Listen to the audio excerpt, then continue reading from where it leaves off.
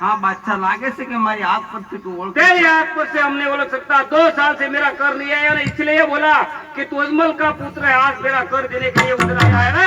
पहले मेरा कर दे बच्चा, फिर तेरा पग मेरी दिल्ली में मुक्त। अरे बादशाह, तारो वजीर બે વાત કર લેવા માટે એવું, કારણ કે મેં ના પાડી છે, કારણ કે જ્યાં સુધી અજમલ રાજાને પુત્ર નહોતા ત્યાં સુધી તે ખૂબ કર અને વેરો લીધો, હવે તારો અંત આવી ગયો। आज किसका है मैदान में खबर पड़ेगा बच्चा।